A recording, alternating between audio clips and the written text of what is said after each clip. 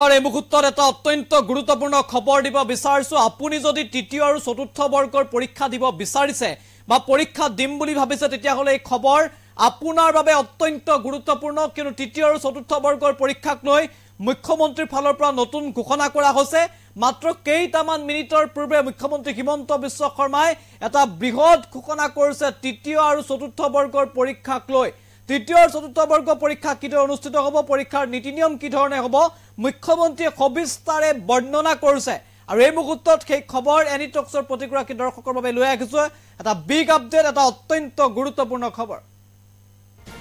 তৃতীয় আৰু চতুৰ্থ বৰ্গৰ পৰীক্ষাক লৈ মুখ্যমন্ত্ৰীৰ নতুন ঘোষণা পৰীক্ষাৰ পদ্ধতিক লৈ সামাজিক মাধ্যমত গুৰুত্বপূৰ্ণ মন্তব্য হিমন্ত বিশ্ব শৰ্মাৰ প্ৰথমে লিখিত পৰীক্ষা তাৰ পিছত হ'ব মৌখিক পৰীক্ষা সিদ্ধান্ত সলনি কৰিলে মুখ্যমন্ত্ৰী ডক্টৰ হিমন্ত বিশ্ব শৰ্মাই তৃতীয় আৰু চতুৰ্থ বৰ্গৰ পৰীক্ষাক লৈ সিদ্ধান্ত সলনি কৰা হ'ল পূৰ্বৰ দৰে অনুষ্ঠিত হ'ব এইবাৰৰ পৰীক্ষা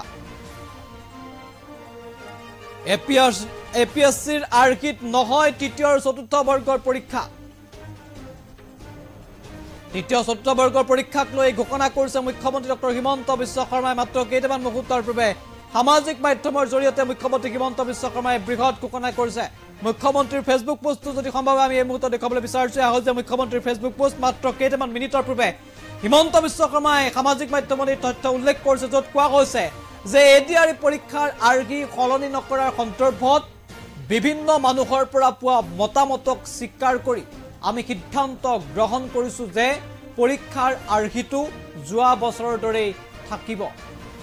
এটি লিখিত পৰীক্ষা হ'ব তাৰ পিছত মৌখিক পৰীক্ষা হ'ব অৰ্থাৎ তৃতীয় আৰু চতুৰ্থ বৰ্গৰ পৰীক্ষাত প্ৰথমে লিখিত পৰীক্ষা হ'ব তাৰ পিছত হ'ব ভাইভা অৰ্থাৎ মৌখিক পৰীক্ষা প্ৰথমে ৰিটেন তাৰ পিছত ভাইভা আৰু তৃতীয় আৰু চতুৰ্থ বৰ্গৰ পৰীক্ষাৰ যি নীতি নিৰ্দেশনাক লৈ মুখ্যমন্ত্ৰীয়ে পূৰ্বে ঘোষণা কৰিছে যে সলনি কৰা হৈছে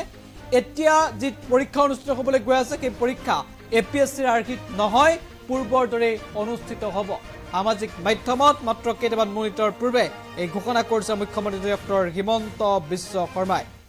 জনতা ইতিমধ্যে এক প্ৰকাৰৰ খুব উজাৰিছিল মুখ্যমন্ত্ৰীৰ ওপৰত এই সিদ্ধান্ত লৈছে যেতিয়াই এপিএছচি আৰ্হিত পৰীক্ষা পতাৰ তাৰ পিছতে সিদ্ধান্ত সলনি বা বিবেচনা কৰাৰ কথা কৈছিল মুখ্যমন্ত্ৰীয়ে আৰু আজিৰ দিনটোত মুখ্যমন্ত্ৰীয়ে মাত্ৰ কেইটামান মুহূৰ্তৰ পূৰ্বে এই ঘোষণা কৰিছে আৰু সিদ্ধান্ত সলনিৰ কথা জনাইছে